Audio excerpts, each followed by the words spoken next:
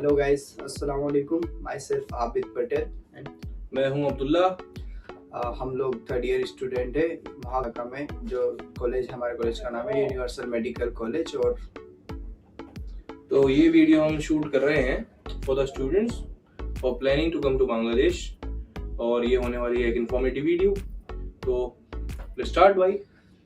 ठीक है, इस वीडियो में हम लोग बात करेंगे एडवांटेज एंड डिसएडवांटेज के कि यहाँ बांग्लादेश जो स्टूडेंट आना चाह रहे हैं या फिर अभी एडमिशन ले चुके हैं जो लोग, उनके लिए कि उनको क्या एडवांटेज रहेंगे यहाँ पे, क्या डिसएडवांटेज रहेंगे। सबसे पहले मैं बात करता हूँ कॉलेज की।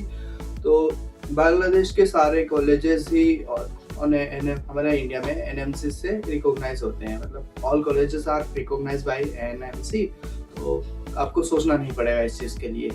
और सेकंड थिंग इज दैट कि all the colleges in Bangladesh they are basically they follow the syllabus which is congruent to totally congruent to the syllabus जो कि इंडिया में पढ़ाया जाता है। तो पढ़ाई से मुताल्लिक आपको इंशाल्लाह कोई दिक्कत नहीं होगी यहाँ पर अगर आप आते हैं तो। और तीसरी चीज़ आती है यहाँ पे जो हर चीज़ सबसे ज़्यादा महत्व रखती है, जिसमें बोलते हैं एफएमजी जो कि हर फॉरेन स्टूडेंट को देना पड़ता है। तो यहाँ पे ऐसा है कि यहाँ का सिलेबस बहुत इंडिया से रिलेटेड है और यहाँ का एफएमजी रेशो बहुत ज़्यादा है क्योंकि यहाँ पे पढ़ाई बेहतर मिलती है। तो इसमें एक थोड़ा ये भी फ़ायदा मिलता है कि बांग्लादेश का जो एफएमजी रेशो है बहुत ज़्यादा है। जी बिल्कुल, एफएमजी रेशो के साथ साथ यहाँ पर हम एक चीज़ और अच्छी देखते हैं जो कि है क्लिनिकल एक्सपोजर। लाइक इंडिया में क्लिनिकल एक्सपोजर अच्छा होता है without any doubt, but the countries like foreign में बच्चे जाते हैं पढ़ने, countries like Kazakhstan, Uzbekistan, even in Russia is a very well developed country, but exposure उस टाइप का नहीं मिल पाता दैट वी रिक्वायर्ड। और वी कैन से जो इंडिया में एक्सपोजर होता है उससे सिमिलर, लाइक बहुत ज्यादा पॉपुलेशन डेंसिटी आपको बांग्लादेश में मिलेगी, पूरे बांग्लादेश में, not only in Dhaka but पूरे बांग्लादेश में आपको पॉपुलेशन डेंसिटी अच्छी मिलेगी। तो आपको एक्सपोजर भी जाहिर सी बात है अच्छा ही होगा। एक हम बात करते हैं कि यहाँ पे क्लिनिकल एक्सपोजर तो अच्छा है ही है, उसके साथ एक यहाँ पर पढ़ाई का थोड़ा सिस्टम है। इसका पढ़ाई का सिस्टम यहाँ पर ऐसा होता है कि यहाँ पे रोज रेगुलर टॉपिक बेस्ड एग्जाम होती है। जैसे हर टॉपिक, आज आपने एक टॉपिक पढ़ा, मान लो फॉर एग्जांपल हम लोग आज हार्ट का आइटम पढ़े हैं, तो उसका हम हार्ट का टॉपिक पढ़े हैं, उसके लिए कल आपको एक शॉर्ट एग्जाम देना होगा। शॉर्ट एग्जाम जिसको यहाँ पे आइटम बोलते हैं, शॉर्ट एग्जाम देना होगा, जिसके बेस पे आपका टॉपिक और अच्छा हो जाता है। उसको आप एग्जाम से पहले भी पढ़ोगे, आइटम से पहले पढ़ोगे, देन इसके बाद जो टर्म एग्जाम होगा उससे पहले पढ़ोगे और फाइनल एग्जाम पढ़ोगे। इसके आप बेस पे आपका ये आइटम बहुत अच्छा हो जाएगा। जी हाँ, ये आइटम जो है बहुत अच्छा रोल प्ले करते हैं आपके कॉन्सेप्ट में, आपका प्रिपरेशन बहुत अच्छी हो जाती है। और the thing that comes again is again item, उसके बाद अगेन आइटम, पूरा टाइम आपका, आप जब तक बांग्लादेश में रहेंगे आपका आइटम चलता रहेगा। और ये छोटे छोटे टेस्ट होते हैं, आइटम जिन्हें बोलते हैं हम, और एग्जाम में बैठने के लिए, like for being eligible in exams, like for prof exams you have to clear term के लिए आप जब एलिजिबल होंगे जब आपके कार्ड क्लियर होंगे, और कार्ड आपके जब एलिजिबल हो गए आप कार्ड देने के लिए जब बैठ पाओगे आप जब आपके आइटम क्लियर होंगे। तो at the end all the things comes item आपके क्लियर होने बहुत जरूरी है। उसके बाद परसेंटेज कितनी होगी, क्या मतलब आप कॉलेज आ रहे हो, अटेंडेंस कितनी है, नहीं आ रहे हो, all those things are also there, but item तो करने पड़ेंगे। अब ये सब हो गया पढ़ाई से रिलेटेड। अब थोड़ा बात करते हैं कि यहाँ का एनवायरनमेंट और आसपास कंडीशन कैसा है। तो यहाँ का एनवायरनमेंट और वेदर ऑलमोस्ट सिमिलर होता है इंडिया में, ना ज़्यादा गर्मी है ना ज़्यादा ठंडी है, मतलब लाइक हमारे यहाँ जैसा होता है, हम लोग एमपी यूपी वगैरह जैसा हम लोग फेस करते हैं, बस वैसा ही वेदर होता है, कंडीशन लगभग ऐसी ही होती है अलहमदिल्ला। और बाकी फूड भी सिमिलर ही होता है। और जैसे वेस्ट बंगाल होता है, वेस्ट बंगाल का और यहाँ का तो पूरा खाना पीना लगभग सेम है, इनमें कोई डिफरेंस है ही नहीं। और बाकी एरियाज में भी लगभग सूट हो ही जाता है, खाना ठीक ही है।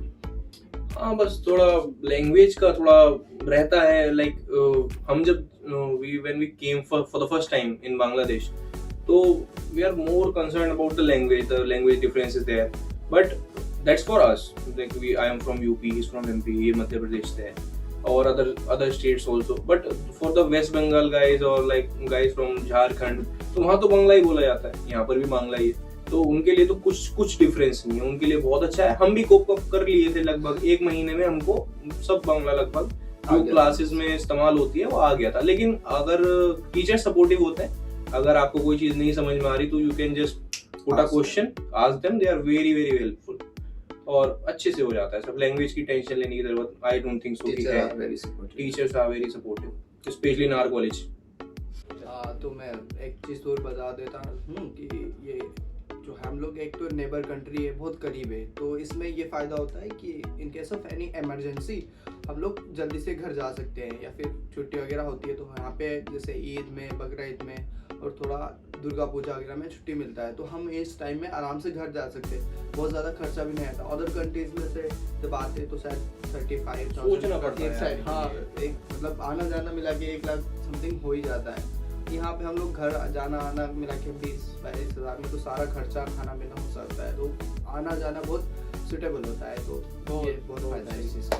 बहुत सही। आने जाने के लिए लगभग नहीं सोचना पड़ता।